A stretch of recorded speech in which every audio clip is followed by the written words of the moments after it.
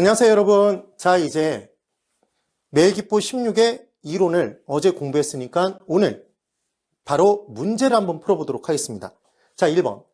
주택 매매 시장의 수요와 공급에 관한 설명으로 틀린 것을 골라보십시오. 이렇게 문제가 나왔어요. 제29의 시험 문제. 1번. 주택의 수요와 공급이 모두 증가하게 되면 균형 거래량이 변화 어떻게 따진다고 그랬죠? 증가면 증가, 감소면 감소였어요. 그럼 수요 증가, 거래량 증가, 공급 증가, 거래량 증가. 그럼 증가하니까 거래량은 반드시 증가하는 거죠. 다른 개념으로 보면 수요 증가하면 수요 곡선 우측 이동, 공곡선 증가하면 공급 증가하면 공곡선도 우측 이동. 그럼 원래 균형점이 있었는데 수요 곡선도 우측 이동, 공급 곡선도 우측 이동이면 분명히 균형점은 전에보다 우측에 찍히죠. 좌우로 변하는 건 거래량. 그럼 우측으로 점이 찍히니까 거래량 분명히 증가죠. 근데 그 내용을 그렇게 기억하지 마시고 증가니까 반드시 증가. 그러시면 되는 거예요. 2번. 주택 수요의 가격 탄력성이 완전 탄력적이면 얘는 양의 변화가 어마어마한 거죠. 그럼 균형 거래량은 증가하니까 증가네요. 그럼 반대편에 있는 균형 가격은 불변이었죠, 여러분. 그때 어떻게 풀어도 된다는 얘기를 했냐면 완전 탄력적이면 수평선이었습니다. 그럼 수평선이 되면 이때 균형점은 무조건 수평선상에 위치한다? 그럼 상하 변화가 없으니까 가격은 불변이 되는 거죠. 공급 증가에 따라 거래량만 많이 증가한다. 2번 5네요. 그 다음 3번. 해당 주택가격 변화에 의한 자 여러분 수요량의 변화와 수요의 변화를 구분하는 방법 딱 하나, 오로지 하나. 시장의 중심인 해당 재화의 가격이 변했을 때만 달라진 가격에서 수요량이 변해요. 그게 수요량의 변화였죠. 고로 수요의 변화가 아니니까 곡선의 변화일 수가 없다. 그래서 곡선상의 점의 이동이었습니다. 볼까요? 해당 재화, 해당 주택 가격이 변화했대요. 얘 주택 임대료 변화라고 나올 수도 있다고 그랬죠. 임대차 계약에서의 가격이 임대료니까. 그럼 해당 주택 가격이 변화하면 얘는 수요량의 변화였습니다. 고로 수요의 변화가 아니므로 곡선의 변화가 아닙니다. 그렇기 때문에 동일한 수요 곡선상의 점의 이동으로, 곡선상의 이동으로 나타나는 거죠. 곡선 위에서. 5네요. 4번. 주택 수요가 증가하면 주택 공급이 탄력적일수록 여러분 공급이 탄력적일수록 공급 양의 변화가 큰 거예요. 그럼 거래량의 변화는 큰 거고 반대편인 가격 변화는 작은 거죠. 그렇게 문제를 풀어주시면 된다고 그랬어요. 그때 균형 가격이 더 크게 상승한다 그랬으니까 얘는 X겠죠. 기억하는 방법 이렇게 문제를 풀어주셔도 됩니다. 탄력적일수록 이렇게 주면 이렇게 그으세요. 줄을 수평선으로 굵게 좀 그어주시는 거예요. 이렇게.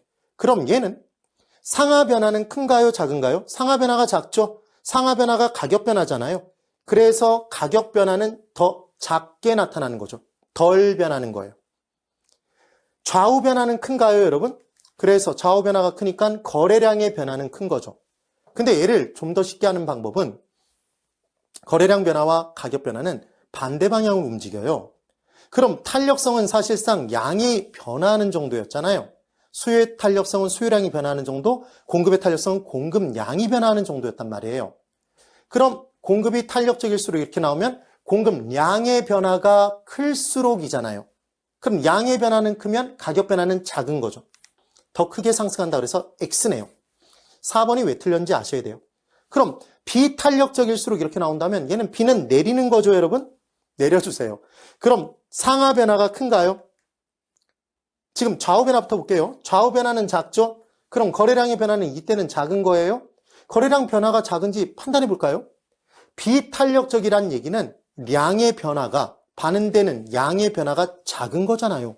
거래량의 변화 작다 맞죠? 그럼 반대편인 가격 변화는 크게 나타나죠. 상하 변화가 크니까 가격 변화는 크다라고 나오겠네요. 꼭 비교해 보세요. 그래서 제가 설명드린 이 개념 탄력적일수록 양의 변화가 큰 거고 가격 변화는 작은 거고 비탄력적일수록 양의 변화가 작은 거니까 가격 변화는 큰 거다. 이게 바로 기억 안 나시면 이 개념을 잡아 들어가시라는 얘기죠. 그래서 지금 4번이 틀린 답이고 5번 주택 공급의 가격 탄력성은 단기에 비해 장기에 더 크게 나타난다. 여러분 공급량이 변하는 정도는 측정 기간을 길게 잡았을 때 더 많이 변하는 거죠, 여러분. 장기에 더 크게 나타나는 게 맞네요. 그래서 생산에 소요되는 기간, 그래서 볼펜 만드는데 1시간, 자동차 만드는데 일주일, 예를 들어 그 다음 아파트를 만드는데 1년, 이게 생산에 소요되는 기간, 생산 기간이었잖아요. 그럼 생산 기간이 오래 걸릴수록 얼마 변화를 못 시키니까 비탄력적이었죠. 근데 일반적인 그냥 기간이면 측정 기간을 얘기하기 때문에 공급을 하는데 측정하는 기간이 장기일수록 더 많이 변할 수 있다? 더 많이 변하는 거 맞네요. 기억 꼭 해보세요. 그 다음 2번. 다음 부동산 경기 변동의 사국면에 관한 특징을 나타낸 표이다. 괄호에 들어갈 내용으로 옳은 것을 골라보랍니다. 독특한 문제였어요. 굉장히 사실은 쉬웠죠.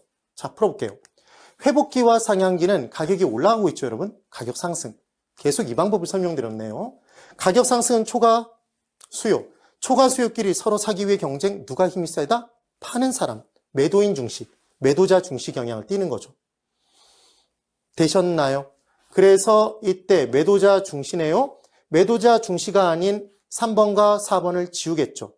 그 다음 이제 B를 들어가요. 그럼 B는 회복시장에서는 건축허가 신청 건수가 증가하겠죠, 여러분. 증가될 거예요. 그럼 증가가 아닌 B가 증가가 아닌 애를 또 2번을 지웠죠. 그래 놓고 이제 C를 들어가요. 회복시장에서는 공실률이 증가할까요? 감소되기 시작할까요? 말 그대로 경기가 회복되니까 비었던 게 줄기 시작하겠죠. 공실률은 감소일 거예요. 그래서 C가 증가인 걸 지워버리면 1번이 답이 되겠죠. 자, 다시. 후퇴기와 하향기는 가격이 하락하고 있나요? 맞아요. 가격의 하락이죠. 가격 하락. 가격 하락이면 초과 공급이면 서로 팔기 위해 경쟁하니까 누가 힘이 세요? 수요자. 매수자 중시 경향을 띠는 겁니다. 되셨나요? 이렇게 문제를 풀어주시면 돼요. 가볍죠, 여러분? 그래서 답은 1번이 됩니다. 조금 독특하지만 이와 같은 문제가 또 나왔고 또 나올 수 있어요. 자, 이제 세 번째. 다음과 같은 조건에서 거미집 이론에 따를 경우 수요가 증가하면 A 부동산과 B 부동산의 모형 형태는 어떻게 됩니까? 이렇게 문제가 됐어요. 거미집 이론의 첫 번째 시작은 수요 증가로부터 출발했어요. 근데 수요가 증가해도 바로 공급을 늘릴 수 없으니까 짓는데 시간이 걸리니까 이 시간 차이에 따라 초과 수요, 가격 폭등, 초과 공급, 가격 폭락이 반복됐던 거잖아요. 그래요. 그때 그 모형 형태 따질 때 수탄, 수만 제가 외워두시라고 그랬죠. 수요가 더 탄력적이면 수렴형이 된다. 안정적 균형이었습니다. 그럼 수요의 탄력성이 더 크다는 얘기는 역수관계인 기울기는 수요의 기울기가 더 작은 거네요. 그때 뭘 씌워서 비교한다? 절대값을 씌워줘야 된다고 그랬죠. 기억을 딱 해두시면 돼요. 자, 볼게요. 그럼 A 부동산은 수요 곡선의 기울기가 0.3이죠. 절대값 씌웠으니까. 얘 0.7이네요. 공곡선의 기울기. 뭐가 더 작아요? 수요 곡선의 기울기 작죠.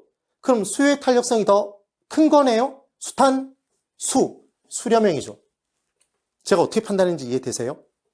탄력성의 개념으로 돌아가시란 얘기예요. B 부동산은 수요 곡선의 기울기 마이너스 0.5에 씌웠어요. 0.5죠. 공곡선의 기울기 0.5 씌우나 마나 0.5죠. 둘이 같아요. 그럼 얘는 무슨 형? 순환형이죠. 돌고 도는.